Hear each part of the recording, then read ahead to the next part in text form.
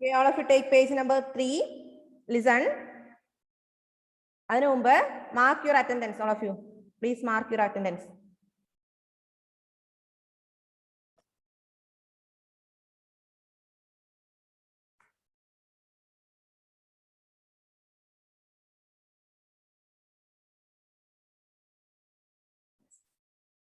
Throughout, people traveled from one part of the subcontinent to another. The hills and high mountains, including the Himalayas, deserts, rivers, and seas, made journeys dangerous at times, but never impossible. So, men and women moved in search of livelihood as also to escape from natural disasters like floods or droughts. Sometimes men marched in armies, conquering others' lands. Besides, merchants traveled with caravans or ships, carrying valuable goods from place to place. And religious teachers walked from village to village, town to town, stopping to offer instruction and advice on the way. Finally, some people perhaps traveled driven by a spirit of adventure, wanting to discover new and exciting places. All these led to the sharing of ideas between people. Throughout, the people traveled from one place to another. People traveled from one place to another. Why? Food. Then the hills and mountains, including the Himalayas, deserts, rivers, and seas, made journeys dangerous at times. നമുക്കറിയാം ഹിമാലയാസിലൂടെ അല്ലെങ്കിൽ ഡെസേർട്സിലൂടെ അല്ലെങ്കിൽ റിവേഴ്സിലൊക്കെയുള്ള യാത്ര it is too difficult. We cannot traveling through Himalayas or deserts or rivers etcetera. It is very difficult. Then അപ്പൊ എന്താ ഇത്? So men and women moved in search of livelihood. It is impossible. Traveling through deserts, rivers, mountains, etc. are very impossible. But men and women moved from one place to another, search of livelihood. എന്ത് ചെയ്തിട്ടുണ്ട്? ഇങ്ങനെ ഒരു സ്ഥലത്ത് നിന്ന് മറ്റൊരു സ്ഥലത്തേക്ക് യാത്ര ചെയ്യാന്നുള്ളത് ബുദ്ധിമുട്ടുള്ള കാര്യമാണെങ്കിലും പണ്ടുള്ള സ്ത്രീകളും പുരുഷന്മാരൊക്കെ യാത്ര ചെയ്തിട്ടുണ്ട്. എന്തിനു വേണ്ടിയാ അവർ ഒരു സ്ഥലത്ത് നിന്ന് മറ്റൊരു സ്ഥലത്തേക്ക് പോയത്? എന്തിനു വേണ്ടിയാ? അവരുടെ ആവശ്യങ്ങൾക്ക്, അവരുടെ ഭക്ഷണത്തിനും അവരുടെ ജീവിത ആവശ്യങ്ങൾക്ക് വേണ്ടി, ഡെയിലി ലൈഫിന് ഓരോ ആവശ്യങ്ങൾക്ക് വേണ്ടി ഒരു സ്ഥലത്ത് നിന്ന് മറ്റൊരു സ്ഥലത്തേക്ക് അവരെന്തായാലും യാത്ര ചെയ്തിട്ടുണ്ട്. Then പിന്നെ പറയാം, sometimes men marched in armies conquering others' land. ചില സമയങ്ങളിൽ പുരുഷന്മാർ എന്ത് ചെയ്തു? ആർമിയിലേക്ക് മാർച്ച് നടത്തി. പിന്നെ കോൺകറിംഗ് ലാൻഡ്സ്, ഭൂമി പിടിച്ചെടുത്തു. Besides, merchants traveled with caravans or ships, carrying valuable goods from place to place. അതുപോലെ കാരവൻസ് അല്ലെങ്കിൽ കപ്പലിലാണ് അവർ എന്ത് ചെയ്തത്? സാധനങ്ങൾ ഒരു സ്ഥലത്ത് നിന്ന് മറ്റൊരു സ്ഥലത്തേക്ക് എത്തിച്ചത്. അപ്പൊ ആ സമയത്ത് എന്തുണ്ടായിരുന്നു? കപ്പൽ അല്ലെങ്കിൽ കാരവൻസ് ഉണ്ടായിരുന്നു. ഇത്രയേ ഉള്ളൂ. People traveled from one place to another place. Before many years ago. Then men and women traveling from one place to another. Then traveling through Himalayas, deserts, then rivers, etc. are very difficult. But some men and women traveling through these places for the livelihood. അവരുടെ അവരുടെ ആവശ്യങ്ങൾക്ക് വേണ്ടി, ജീവിത ആവശ്യങ്ങൾക്ക് വേണ്ടി എന്നാലും അവർ യാത്ര ചെയ്തിട്ടുണ്ട്. Sometimes men marched in armies, then conquering lands. ഭൂമിയൊക്കെ പിടിച്ചെടുത്തിട്ടുണ്ട്. ഭൂമിയൊക്കെ പിടിച്ചെടുത്തു. അവരുടെ ആവശ്യങ്ങൾക്ക് വേണ്ടി അവർ ഭൂമി പിടിച്ചെടുത്തു. അതുപോലെ valuable goods carrying from one place to another place through ships. കപ്പലിലാണ് അവർ എന്ത് ചെയ്തത്? കപ്പലിലാണ് എന്ത് ചെയ്തവര്? സാധനങ്ങൾ ഒരു സ്ഥലത്ത് നിന്ന് മറ്റൊരു സ്ഥലത്ത് എത്തിക്കാൻ വേണ്ടി ഒരു കപ്പൽ യൂസ് ചെയ്തിട്ടുണ്ടായിരുന്നു. ഇനി why do people travel nowadays? എന്തുകൊണ്ടാണ് നമ്മൾ ഇന്ന് യാത്ര ചെയ്യുന്നത്? Why do people travel nowadays? നമുക്കറിയാം, every day we are travelling from one place to another. When we want to go to school, we are traveling. When we want to go to hospital, we are traveling. Then why do people traveling nowadays? ഇന്ന് എന്തിനു വേണ്ടിയാണ് ജനങ്ങൾ travel ചെയ്യുന്നത്? പണ്ടത്തെ കാലത്ത് എന്തുണ്ട്? അവർ ടൂറൊക്കെ പോയിരുന്നോ? ടൂർ പോകാൻ വേണ്ടി അവർ ടൂർ പോയിരുന്നോ? ഇല്ല. സ്കൂളിൽ പോകാൻ അവരിങ്ങനെ ബസ്സിൽ യാത്ര ചെയ്തിരുന്നോ? ഇല്ല. പണ്ടത്തെ കാലത്ത് many years ago, people traveling one place to another in search of their livelihood. അവരുടെ ജീവിത ആവശ്യങ്ങൾക്ക് വേണ്ടി, അതായത് ഭക്ഷണത്തിനും അല്ലെങ്കിൽ വസ്ത്രങ്ങൾക്കൊക്കെ വേണ്ടി മാത്രമേ അവരുന്ന് യാത്ര ചെയ്തിരുന്നു. പക്ഷെ ഇന്നെന്താ, nowadays our atmosphere is always changed. നമ്മുടെ എല്ലാ കാര്യങ്ങളും മാറി അല്ലേ? നമ്മളെല്ലാ കാര്യത്തിനും ഇപ്പൊ യാത്ര, നമുക്ക് വീട്ടിലിരിക്കാൻ സമയമുണ്ടോ ഇന്ന്? ഇല്ല. സ്കൂളിൽ പോണെങ്കിൽ ബസ്സിൽ കയറി കുറെ ദൂരം പോകണം. ഹോസ്പിറ്റലിൽ പോണെങ്കിൽ വണ്ടി സ്റ്റാർട്ട് ചെയ്ത് വണ്ടി കയറി ഇരുന്ന് പോയി അല്ലേ? നമുക്ക് ഇപ്പൊ വീട്ടിലിരിക്കാൻ സമയമില്ലായി. പക്ഷെ പണ്ടത്തെ കാലത്ത് എന്താ, ആവശ്യങ്ങൾക്ക് മാത്രമേ അവർ യാത്ര ചെയ്തിരുന്നുള്ളൂ. മനസ്സിലായല്ലോ? Yes.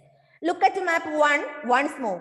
Hills, mountains and seas form the natural frontiers of the subcontinent. While it was difficult to cross these frontiers, those who wanted could and did scale the mountains and cross the seas. People from across the frontiers also came to the subcontinent and settled here. These movements of the people enriched our cultural traditions. People have shared new ways of carving stones, composing music and even cooking food over several hundreds of years. എന്താ പറഞ്ഞേ? Look at map 1 once more. ഒന്നുകൂടി എന്ത് ചെയ്യാ, നിങ്ങള് മാപ്പ് നോക്കുക. ഒന്നാമത്തെ മാപ്പ് miss പറഞ്ഞു തന്നിട്ടുണ്ടായിരുന്നോ? Price miss മാപ്പിൽ പറഞ്ഞു തന്നു അല്ലേ? ഇവിടെ നോക്ക്. Hills, mountains and seas form the natural frontiers of the subcontinent. കുന്നുകളും അതുപോലെ മൗണ്ടെയിൻസും സീസും ഒക്കെ കൂടി എന്തുണ്ടാക്കുന്നു? Form a natural frontiers of the subcontinent. While it was difficult to cross these frontiers, ഇതിലൂടെയൊക്കെ കടന്നു പോവുക എന്നുള്ളത് വളരെ ബുദ്ധിമുട്ടാണ് അല്ലെ? ഇതിലൂടെയൊക്കെ കടന്നു പോകുന്നത് ബുദ്ധിമുട്ടാണ്. Those who wanted could and did scale the mountains across the seas. People from across the frontiers also came to the subcontinent and settled here. നമുക്കറിയാം, ഹിമാലയം കടന്ന് അപ്പുറ സൈഡിൽ എത്തണമെങ്കിൽ, അല്ലെങ്കിൽ ഒരു ഓഷ്യൻ കഴിഞ്ഞ് അപ്പുറത്തെ സൈഡിൽ എത്തണമെങ്കിൽ, അല്ലെങ്കിൽ ഒരു ഡെസേർട്ട് കവർ ചെയ്യണമെങ്കിൽ ഒക്കെ നമുക്ക് ഡിഫിക്കൽട്ട് ആണ്. പക്ഷേ എന്നാലും എന്ത് ചെയ്യാറുണ്ട് ഇല്ലേ? മറ്റുള്ളവർ ഇന്ത്യയിലേക്ക് വരുന്നില്ലേ? എത്ര മലകൾ താണ്ടിയിട്ടായാലും എത്ര ഡെസേർട്ട് കടന്നിട്ടായാലും വരുന്നില്ലേ? വരാറുണ്ട്, വന്നിട്ടുണ്ട്, ഇന്ത്യയിൽ സെറ്റിൽ ആയിട്ടുണ്ടല്ലേ? ഇല്ലേ? ഇല്ലേ മക്കളെ? നമുക്കറിയാം, it was very difficult to overcome, it was very difficult to traveling through the desert or through the Himalayas or through the rivers etc. എന്നാലും എന്ത് ചെയ്തിട്ടുണ്ട് ആൾക്കാര്? അവിടെ നിന്ന് ഇങ്ങോട്ട് വന്നിട്ട് ഇവിടെ സെറ്റിൽ ആയിട്ടുണ്ട്. മാത്രല്ല അങ്ങനെ എന്തായവര്? These movements of the people enriched their cultural traditions. ഇങ്ങനെ മൂവ്മെന്റ് ചെയ്തപ്പം ഒരു സ്ഥലത്ത് നിന്ന് മറ്റൊരു സ്ഥലത്തേക്ക് വന്നു, അവരാവശ്യങ്ങൾക്ക് എന്താ പറയുക, അവരുടെ ഡെയിലി ലൈഫിന് വേണ്ടി വന്നു, പിന്നെ അവരിവിടെ സെറ്റിൽ ആയി അല്ലേ? ഫോർ എക്സാമ്പിൾ, Britishers അല്ലേ? In 1947 we got freedom from Britishers, right? അല്ലേ? അവരെന്തിനു വേണ്ടിയാ ബ്രിട്ടീഷേഴ്സ് ഇന്ത്യയിലേക്ക് വന്നത്?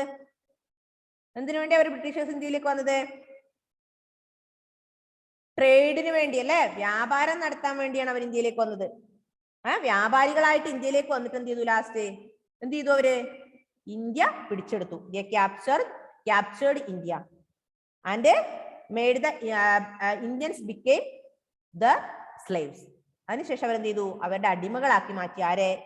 ആരെ? ഇന്ത്യക്കാരെ അല്ലെ? അങ്ങനെ തന്നെ ഓരോ ആൾക്കാരും ഇന്ത്യയിലേക്ക് വന്ന് ഇന്ത്യയിൽ സെറ്റിൽ ആയത്. Then these movements of people enriched our cultural traditions. അങ്ങനെ ഓരോ ആൾക്കാരും വന്ന് ഇവിടെ സെറ്റിൽ ആയി കഴിഞ്ഞപ്പോൾ നമുക്ക് എന്ത് സംഭവിച്ചു? What happened here? Our cultural traditions changed. നമ്മുടെ സാംസ്കാരികമായ മാറ്റങ്ങൾ ഉണ്ടായി. എന്തൊക്കെ ഉണ്ടായെന്നറിയോ? People have shared new ways of carving stone. കല്ലിൽ കൊത്തുപണി നടത്താറില്ലേ? അത് ഡെവലപ്പ് ചെയ്തു. പിന്നെ കമ്പോസിങ് മ്യൂസിക് കമ്പോസ് ചെയ്യാൻ തുടങ്ങി. പിന്നെ അതിനു മുമ്പേ അവരെന്തായിരുന്നു? ഭക്ഷണ സാധനങ്ങൾ പച്ചക്ക് കഴിച്ചിരുന്നത് അല്ലെ? ഫുഡൊക്കെ പച്ചക്ക്. കുക്കിങ്ങിൽ മാറ്റം വന്നു. പിന്നെ ഇങ്ങനെയുള്ള കുറെ മാറ്റങ്ങൾ ഈ മൂവ്മെന്റ്സിലൂടെ വന്നു. മനസ്സിലായോ? മറ്റുള്ള ആൾക്കാര് ഇന്ത്യയിൽ വന്ന് അല്ലെങ്കിൽ നമ്മുടെ ഭാഗത്തേക്ക് വന്ന് സെറ്റിൽ ആയി കഴിഞ്ഞപ്പം we have many cultural traditions. I mean they have shared new ideas. In carving stones, then cooking, then composing music etc. അല്ലേ?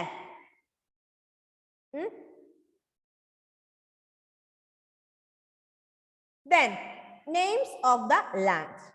അതിലെ names of the land. മക്കളെ ഒറ്റ സെക്കൻഡേ.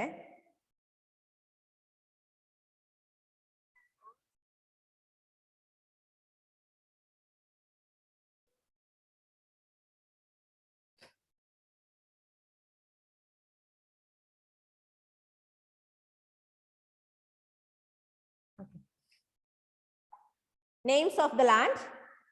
Two of the words we often use for our country are India and Bharat.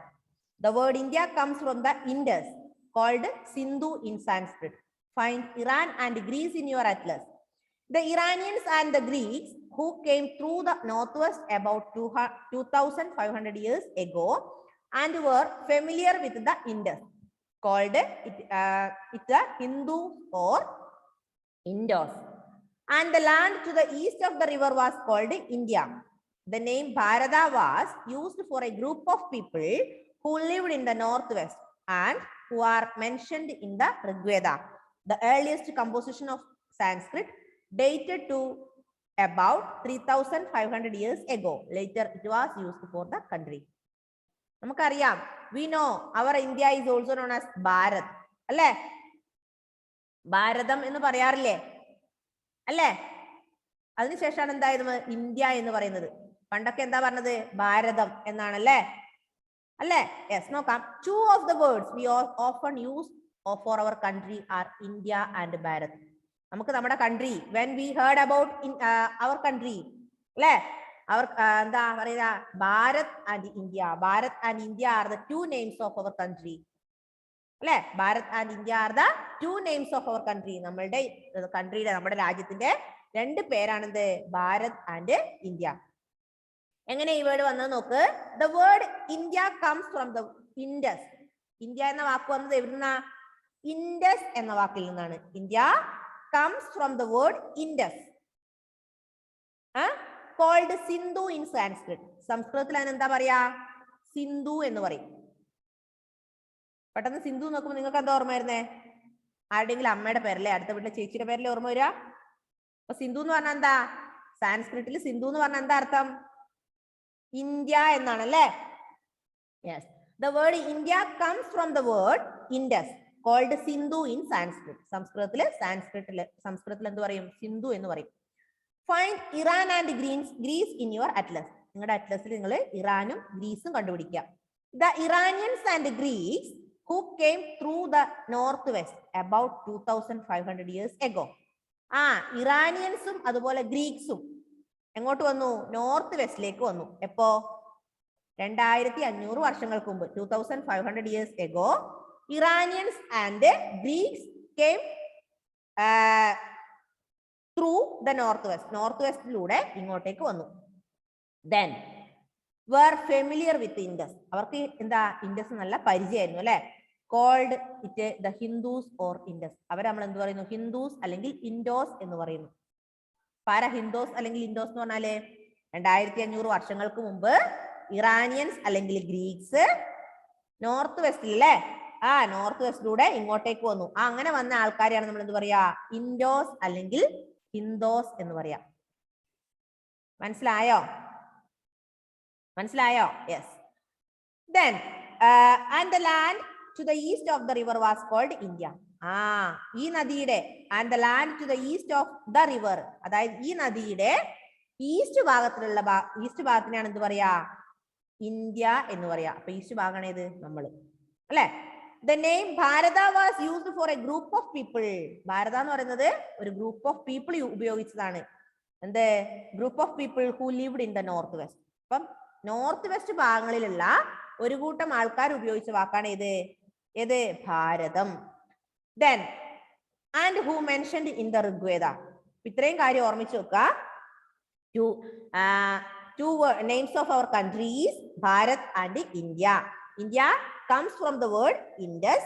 Then it called Sindhu in Sanskrit. Sanskritil അതിനെന്ത് പറയും? സിന്ധു എന്ന് പറയും. Then Iran and Greeks, Iranians and Greeks who came through the northwest about 2,500 years ago. 2500 വർഷങ്ങൾക്ക് മുമ്പ് അവര് ഇങ്ങോട്ടേക്ക് വന്നു. അവരെയാണ് നമ്മൾ എന്ത് പറയാ? These people known as Hindus or Indos.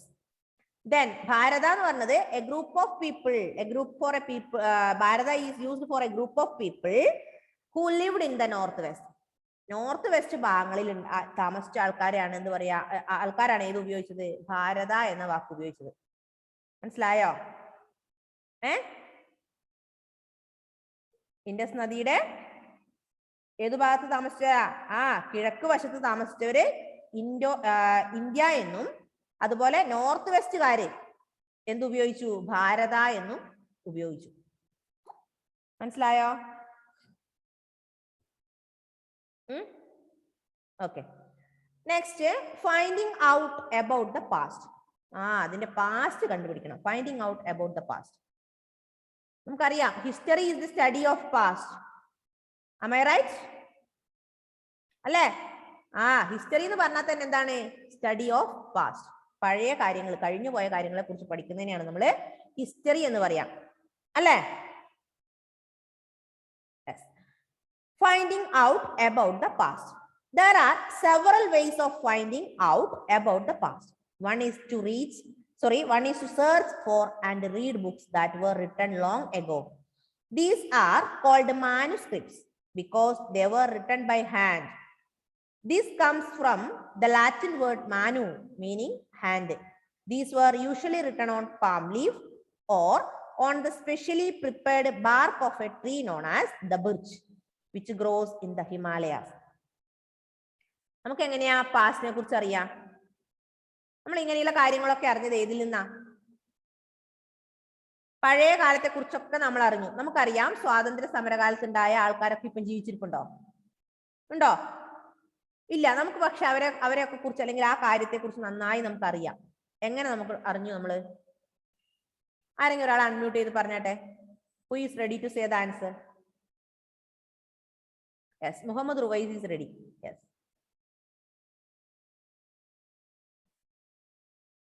Unmute ചെയ്യും മോനെ. മുത്തേ അൺമ്യൂട്ട് ചെയ്യടാ. അൺമ്യൂട്ട് ചെയ്യും മോനെ. റുവൈസ്.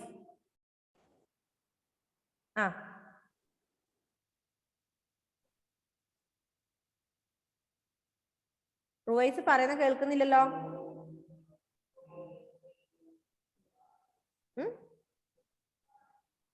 കേൾക്കുന്നില്ല. റുവൈസ് പറ, നിങ്ങൾക്ക് ആർക്കും കേൾക്കുന്നുണ്ടോ? ഇല്ല. ഓക്കെ. അപ്പൊ മിസ് തന്നെ പറയാം. നമുക്കറിയാം we know about our freedom fighters. We know about our freedom struggle. അല്ലേ? We know our past. എങ്ങനെ അറിയും? How we know about our past? Through books. അല്ലേ? ബുക്കിലൂടെ നമുക്ക് അറിയാൻ പറ്റും. അല്ലേ? കുറെ എവിഡൻസസ് ഉണ്ട്, കുറെ തെളിവുകൾ ഉണ്ട്. ഈ തെളിവുകളുടെ അടിസ്ഥാനത്തിലെ ബുക്കിൽ നിന്നൊക്കെയാണ് നമുക്ക് പാസ്റ്റിനെ കുറിച്ച് പഠിക്കാൻ പറ്റുക. ഇവിടെ പറയാണ് there are several ways of finding about the past. പല വഴികളുണ്ട് പാസ്റ്റിനെ കുറിച്ചൊക്കെ പഠിക്കാൻ, അല്ലെങ്കിൽ പാസ്റ്റ് കണ്ടുപിടിക്കാൻ നമുക്ക് പല വഴികളുണ്ട്. There are many ways to finding about the past. One is to search for and read books that were written long ago. പണ്ട് എഴുതിയ ബുക്കുകൾ അല്ലേ? Many books have written long years ago.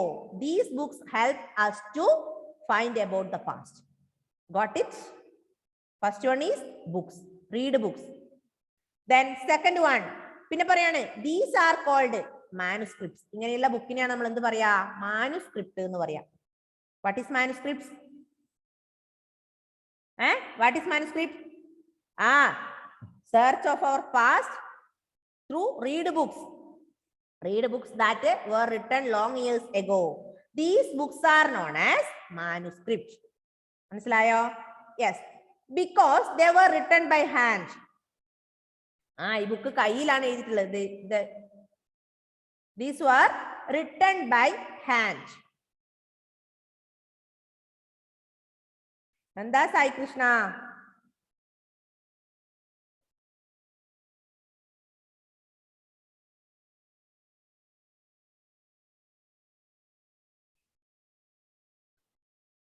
Then manuscript comes from the word manu. Manu means hand. Manuscript എന്ന് പറഞ്ഞ വാക്ക്, manuscript is derived from the word manu. Manu means hand. Manu എന്ന് പറഞ്ഞാൽ എന്താ അർത്ഥം? Manu means hand. Then നമ്മൾ പറഞ്ഞു there are many ways to find about the past. First one is read books. അല്ലേ? Many years ago some books have written by hand. These books are known as manuscripts. Manuscript is derived from the word manu. Manu means hand. ഇത്രയും കിട്ടിയോ? Yes. Then these were usually written on palm leaf. ഈ manuscript എയിൽ എഴുതിയിട്ടുണ്ടായത് പേപ്പറിലാണോ? Manuscript ഇന്നത്തെ പോലെ പേപ്പറിലാണോ? No, written on palm leaf. Palm ലീഫിലാണ് മാനുസ്ക്രിപ്റ്റ് തയ്യാറാക്കിയിട്ടുള്ളത്. Then or on the specially prepared bark of a tree known as birch tree. അല്ലെങ്കിൽ ബിർച്ച് ട്രീയുടെ ബാർക്സിലാണ് മാനുസ്ക്രിപ്റ്റ് തയ്യാറാക്കിയിട്ടുള്ളത്. മനസ്സിലായോ? ഒന്നും കൂടെ മിസ് പറയാം. There are many ways to find about the past. അല്ലെ, we use many ways to find about the past. First one is read books. Many books have written before many years ago. These books are used to find about the past. These books are known as manuscripts. Manuscript is derived from the word manu. Manu means hand. Manu means hand. Clear? Manuscripts were written on palm leaf, not on the paper. Manuscript prepared on the palm leaf or the special prepared a bark of tree known as birch tree. Birch tree യുടെ ബാർക്കിൽ അല്ലെങ്കിൽ palm ലീഫിലാണ് manuscript തയ്യാറാക്കിയിട്ടുള്ളത്. മനസ്സിലായോ? Okay. Next paragraph. Over the years, many manuscripts were eaten away by insects. Some were destroyed, but many have survived, often preserved in temples and monasteries. These books dealt with all kinds of subjects, religious beliefs and practices, the lives of kings, medicine and science. Besides, there were epics, poems, plays. Many of these were written in Sanskrit. Others were in Prakrit, language used by ordinary people, and Tamil. എന്താ പറഞ്ഞേ? Many manuscripts have written during that period. But ഇന്ന് അതെല്ലാം ഉണ്ടോ? പണ്ടുണ്ടാക്കിയ എല്ലാ മാനുസ്ക്രിപ്റ്റും ഇന്നുണ്ടോ? No, some were lost. കുറെ എന്ത് ചെയ്തു? നശിച്ചുപോയി. എങ്ങനെ? Some were destroyed. എങ്ങനെയൊക്കെയോ നശിച്ചുപോയി. പിന്നെ കുറെ എന്ത് സംഭവിച്ചു? Eaten by insects. കുറെ പ്രാണികളൊക്കെ തിന്നു അല്ലെ? അതായത് നമുക്കറിയാം manuscript have prepared on palm leaves or barks of a birch tree. So most of them have eaten by insects. Most of them have eaten by insects. Some of them are destroyed. Got it? അപ്പൊ പാറ്റകളും പ്രാണികളും ഒക്കെ തിന്നതിന്റെ ബാക്കിയും അതുപോലെ നശിച്ചു പോയതിന്റെ ഒക്കെ ബാക്കി കുറച്ച് മാത്രമേ ഇന്ന് എന്തുള്ളൂ മാനുസ്ക്രിപ്റ്റ് നമുക്ക് തെളിവായിട്ടുള്ളൂ അല്ലെ? Yes. Then these manuscripts often preserved in temples and monasteries. ഇങ്ങനെയുള്ള മാനുസ്ക്രിപ്റ്റ്, അതായത് പ്രാണികളൊക്കെ തിന്നതും അതുപോലെ നശിച്ചു പോയതിന്റെ ഒക്കെ ബാക്കിയായ കുറച്ച് മാനുസ്ക്രിപ്റ്റ് മാത്രമേ നമുക്ക് ഇന്ന് പ്രൂഫായി ബാക്കിയുള്ളൂ. These manuscripts were preserved in temples or monasteries. ആശ്രമങ്ങളിലും അതുപോലെ അമ്പലങ്ങളിലൊക്കെ അത് സൂക്ഷിച്ചിട്ടുണ്ട്. These books dealt with all kinds of subjects, religious beliefs and practices, the lives of kings, medicine and science. ഈ മാനുസ്ക്രിപ്റ്റിൽ എന്താ ഉള്ളത്? എന്ത് ഡീറ്റെയിൽസ് ഉള്ളത്? Manuscript dealt with all kinds of subjects. Manuscripts dealt with all kinds of subjects such as lives of kings, രാജാക്കന്മാരുടെ ജീവിതങ്ങള്. Then പിന്നെ religious beliefs and practices, മതപരമായ അല്ലെങ്കിൽ നമ്മുടെ ആചാരങ്ങള്. Then പിന്നെ science and medicines, ഓരോ മരുന്നിന്റെ അല്ലെ മെഡിസിൻസ് അല്ലെങ്കിൽ സയൻസ്, ഇതിനെയൊക്കെ കുറിച്ച് മാനുസ്ക്രിപ്റ്റിൽ പറയുന്നുണ്ട്. മിസ് പറഞ്ഞു, ഓൾറെഡി പറഞ്ഞു, മാനുസ്ക്രിപ്റ്റ്സ് ആർ ബുക്സ് അല്ലെ? Manuscripts R books. These were prepared on palm leaves or bark of birch tree. Manuscript is derived from the word manu. Manu means hand. Then most of the manuscripts are eaten by insects or some of them are destroyed. Then baki, other manuscript, but many have survived. These manuscripts preserved in temples or monasteries.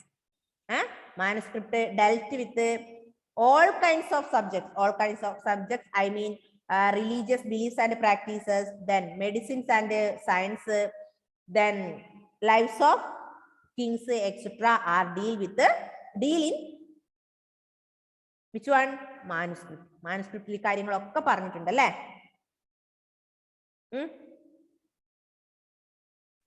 ഒന്ന് വായിച്ചു നോക്കിയാട്ടെ പെട്ടെന്ന്. ഇന്ന് എടുത്ത കാര്യങ്ങളൊന്ന് വായിച്ചു നോക്കിയാട്ടെ.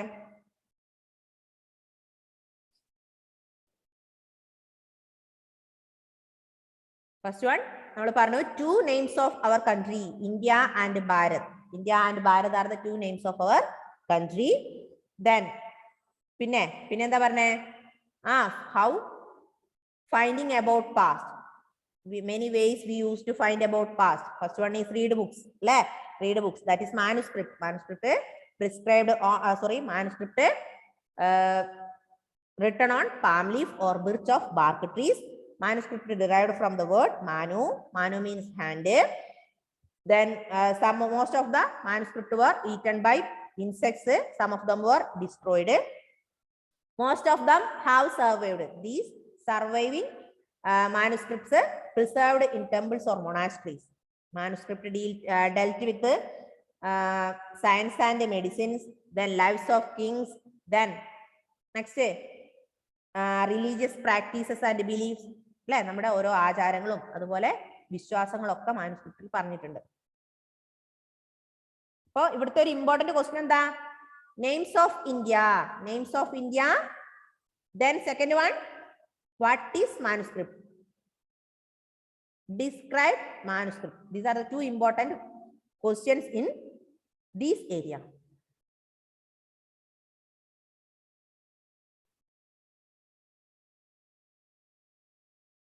Are you okay?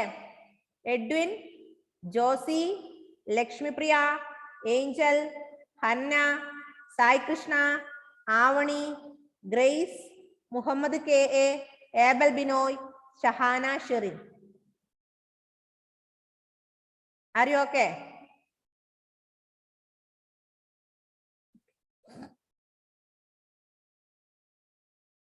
പെട്ടെന്ന് വായിച്ചു നോക്കി. എന്തെങ്കിലും ഡൗട്ട് ഉണ്ടെങ്കിൽ മിസ്സിനോട് ചോദിച്ചോ. Please read the lesson and ask your doubts now.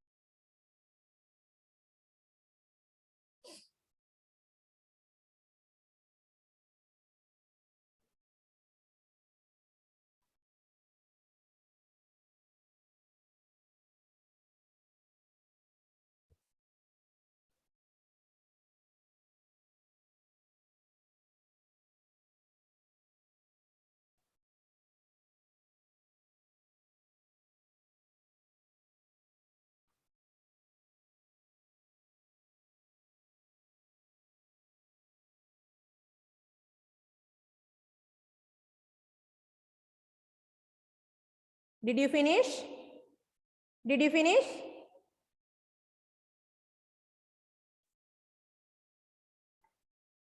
We have 1 minute more. Only 1 minute.